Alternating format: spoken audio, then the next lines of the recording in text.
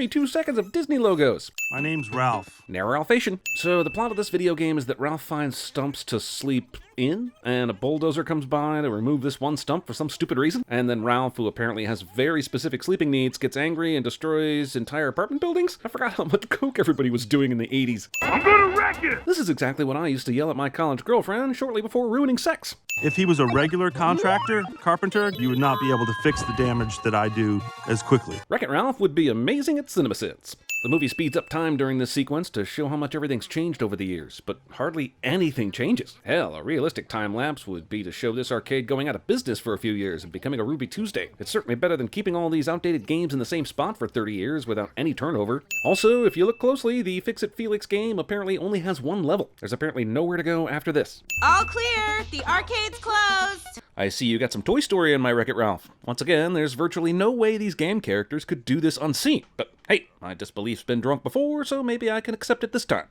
Since everybody in the video game universe realizes this is all a show, why is Ralph ostracized? What this movie is saying is that our human projection of Ralph's villainy translates to the characters in the video game world. But meanwhile, Roo and Ken can be battling and decide to get a drink together after the arcade is closed because they know it's all make-believe. I'm Zangief, I'm bad guy. Is he though? In the original Street Fighter II, Zangief was just another character you could play, just like Guile or E Honda or Blanca. He wasn't one of those boss characters that you couldn't play until a Champion Edition came out. What makes Zangief a bigger bad guy than, say, Ken, Chun-Li, or Dalsum? Fucking Dalsum. I am bad.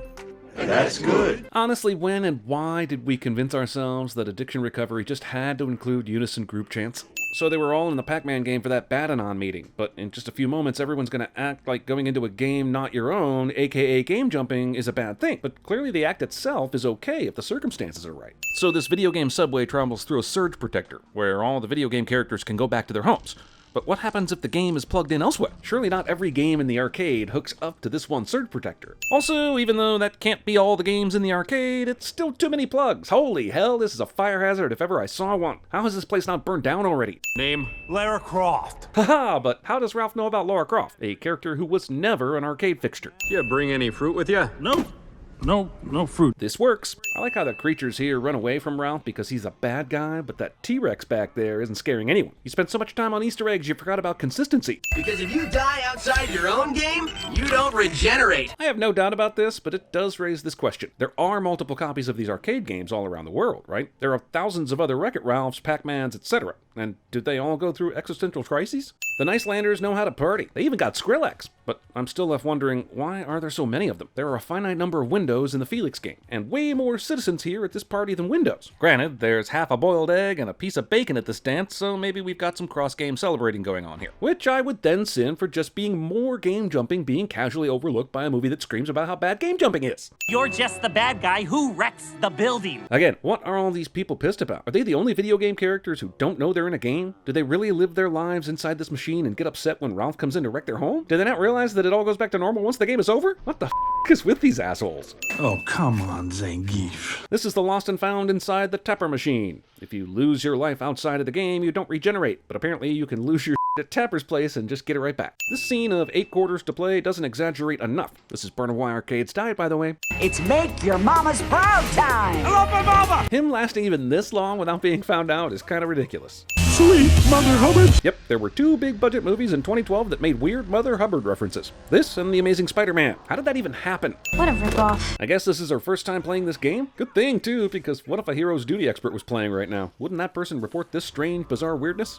All right, Pussy Willows. Howard Stern called. He's pretty sure you're stealing his bit. I'm mostly just wondering why a family movie from Disney felt the need to make this joke at all. Go away, kid. We're gonna play all 9 of today's racers. You have to go pretty far out of your way in money-seeking activities to end up drawing product placement. Where's Ralph? He should be wrecking the building. Okay, so now you're telling me that the innocent apartment dwellers do know Ralph is supposed to wreck the building and that's his job, because you can't have these same characters pissed off when he doesn't do it. Ralph probably fell asleep in the washroom of Tapper's again. So when Ralph falls asleep at Tapper's, does he usually not show up? Does this Ralph not showing up in the game thing happen all the time? And if so, why panic at all? Felix speaking Q*bert is the single biggest you this movie has to offer. Q*bert as a game was so infuriating, I can't even enjoy this guy. He's climbing this wall almost like he totally forgot that if he dies in this game, he dies forever, and can't respawn in his own game again. I'm just saying, I'd be nervous as about basically everything, but especially free climbing skyscrapers. Attention, the arcade is now closed. But they only played one game. They just opened the arcade before this one game. How is this f***ing arcade already closed? Grace under pressure.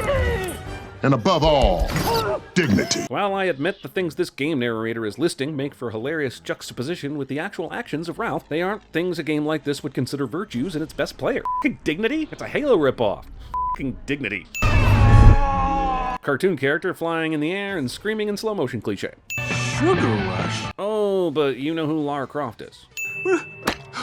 No, my medal! How did the medal get all the way back here? When Ralph ejected, he went backwards. But that means the medal had to come off his neck and fly an additional 1,000 feet or so, and magically hook higher up onto another candy cane tree. Now it's my... Say it, chump! Let the record show that in Ralph's defense, Vanellope was pretty much a selfish jerk to him right from the start. Yes, she does want a gold coin so she can race, but stealing is stealing. Cybugs will chew up that game faster than a chicken hawk in a coop of crippled roosters. Forced simile aside, no, you're wrong. It takes f***ing ages for the Cybugs to become an actual threat in Sugar Rush. Without a beacon to stop them, they'll consume Sugar Rush. Sounds like really shitty game programming to me. It's not her fault. She's programmed with the most tragic backstory ever. If the program is aware of the fact that it's a program and its actions are dictated by the code, isn't that the definition of AI? Is this the singularity? You die outside your game, you don't regenerate. You keep telling us that, but we haven't seen it once. Segregated seating. Imagine a world where you go to a NASCAR race and are forced to sit with only the people who taste exactly like you do. All hail our rightful ruler. Meh character somehow went back in time from the Emoji Movie and inspired itself, and now it's its own grandpa. Have some candy. Casual cannibalism. This gold medal from an entirely different game works as a gold coin in this game. There's no way that I am racing with a glitch. That's glitchist. Okay, that's some funny shit right there. It's gone, you know. It's nothing but code now. So now video game code makes a difference in this world? It really hasn't up until this point. I'll lock you in my fungeon. Fungeon? Fun dungeon. You know, it's a play on words. In a candy-based race game, though? Wouldn't a sweets-based jail pun make more sense? Like the pecan can? Or the gel cell? Or the Twinkie Clinky? Holy shit, the bullying is so over the top in this movie, I'm wondering if Stephen King did an uncredited rewrite. Bam, you rotten little cavities! Ralph's been in Sugar Rush for half a day and is already speaking in setting appropriate metaphors and insults. The vines, they're laffy-taffy.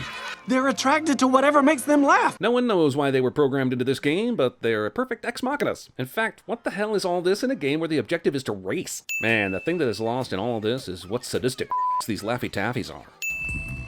I would send this sleeping guard at the cart bakery, but then what upsets me more is the bakery needs a guard in the first place. It's almost like Sugar Rush is the most realized video game in the entire arcade. They built a whole world inside here that has nothing to do with the game itself. So Vanellope puts nothing but trash into the mixing bowl, but when Ralph goes to fix everything, the trash magically disappears except for the TV. Now look, you can have magically disappearing trash because it's a video game, but you cannot keep the TV if all the trash is going to disappear once you get the right ingredients. Here's your car.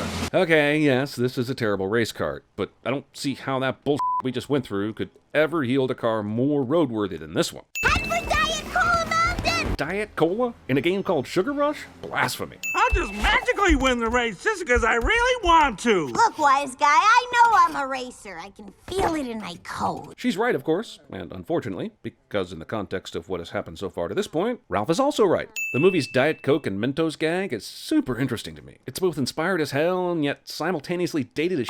If anything, it's a lesson to take time to make certain you want to write a viral video into your hopefully timeless movie. I think it's some sort of unfinished bonus level. That they just left in the game? So the programmers of Sugar Rush were planning some sugar-free bonus level and decided not to include it at the last minute, but just left the code sitting there? By yourself, with all this garbage around you? Well, yeah. I mean, everyone here says I'm just a mistake and that I wasn't even supposed to exist. What do you expect? Movie has balls, man. Balls of heart. 1-2 punching me here with Ralph's realization of how similar his situation is to hers, and then her spelling out how I and probably most kids felt at some point during childhood. Ugh, 2 sins removed for the Feels movie, but you're on warning from here on out. You really don't know anything, do you? Glitches can't leave their games. Whoa, no need for the attitude, since you seem to understand his relative naivete. His ignorance shouldn't bring scorn. Also, learning this about glitches makes me supremely happy, knowing Swordless Link is forever stuck in N64's Ocarina of Time. Earlier, he jumped slightly into the air and landed, and that caused the Mentos to drop into the Diet Coke pit. But this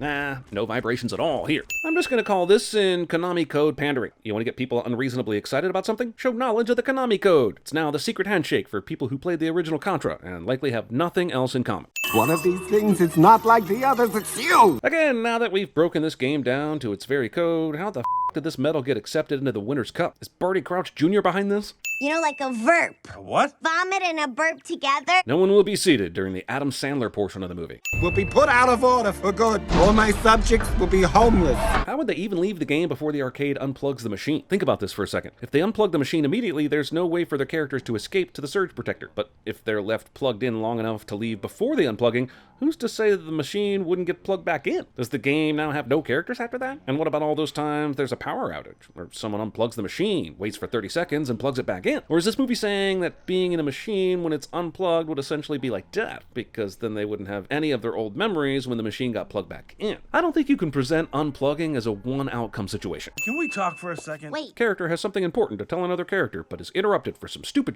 that will make the discussion impossible cliché. I'm removing a sin here, but only because somebody is cutting onions nearby and is probably doing so for good intentions. And I'm really not okay about it, but I still recognize the quality storytelling and emotional beats of the fact that sometimes dishes need onions. What? Are you telling me that metal is an actual physical thing that can actually physically affect the outside world? This is like when Neo stopped the Sentinels with his mind in the real world, only here it's presented as just a, yeah, that can happen kind of thing. Attention Dulcicide. King Candy tried to delete her code. He literally locked up our memories. This movie yada yada's computer code worse than the 90s film Hackers did. Because if she crosses the finish line, the game will reset, and she won't be a glitch anymore. That seems arbitrary. Is that how programs work? A glitch crosses the finish line and the whole game resets, and all that damage King Candy did somehow magically comes undone? Oh, come on, I know you're out there. Twizzlers. Why do I fix everything I touch? First world problems. Is this society forcing all these spectators to sleep inside the grandstands every night? God, this place is f***ed up. Here's the thing movies always do with races, where the hero starts out so f***ing far behind that there's literally no way they could ever catch up, let alone win. And yet, of course, they always f***ing do. It's the glitch. The glitch. They cannot hear each other, damn it. Even if their engines are made out of candy, they still make noise, damn it. That cybug you brought with you?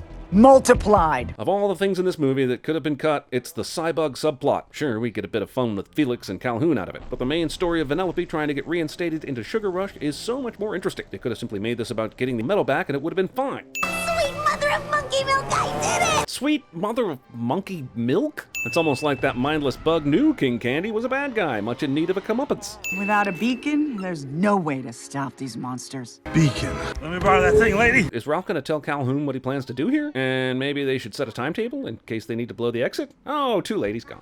Because of you, Ralph, I'm now the most powerful virus in the arcade! I would just like to know how Turbo got eaten by a Cybug and that somehow turned him into a mutant. Let's not forget that Turbo is like 30-year-old programming code, and the Cybugs are fairly new, so how does their programming mesh together at all? Also, Agent Smith mutt movie? Just the fact that he's the villain and he's code that has grown too strong inside a computer, that would be enough. But there's also the parallel of inexplicable existence and powers. Agent Smith just refused to die, according to the sequels, so he got to stay in or come back to the Matrix. Only now he's got duplication superpowers? The f*** is that all about? Neo could have a realization about himself and his abilities and then grow stronger because he is human. But Smith is just code. F***ing code, that's all. I mean, wait, what movie are we talking about again? I'm bad.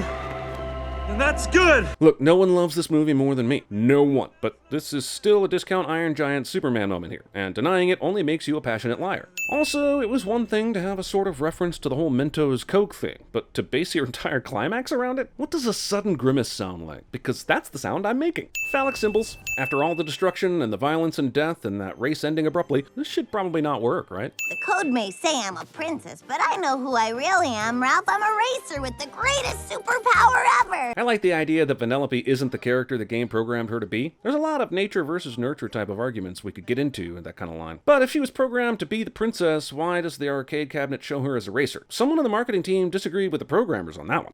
I was here. I was there. I was glitching through the walls. Didn't Sour Bill say that once Vanellope crossed the finish line, everything would be reset and she'd stop being a glitch? How is she able to still do this glitchy shit if that's the case? We asked them to help us out on the bonus levels. Jesus, do the humans who play these ever wonder why characters from other video games suddenly show up in a 30-year-old machine? You know there's got to be a Billy Mitchell here who knows Fix-It Felix inside and out, and the inclusion of Kubert characters would be so strange that it would immediately be newsworthy. Like aliens landing on Earth newsworthy. I'm telling you guys, we haven't been this popular in years. The idea that a 30-year-old game would suddenly surge in popularity just because Kubert characters are in it is goddamn silly.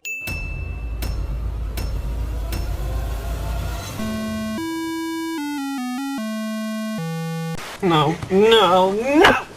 No! God put our mouths on our head for a reason. No! What was that now? What are you, thick? You know what I used to eat for breakfast? Cocaine. You know what I used to eat for lunch? Cocaine. What'd you have for dinner? Was it cocaine? I'll never see anything like that in 100 lifetimes. It was completely illegal and in no way will count, but man, that was something. That's impossible. No one can give more than 100%. By definition, that is the most anyone can give. You have etched in the rock of virtue a legacy beyond compare. Let's all state stand. I'll find you! And I will kill you. Taffeta, darling. Taffeta, sweetheart. Adora Beazle Winter Pop. Hingle McCringleberry, Penn State University.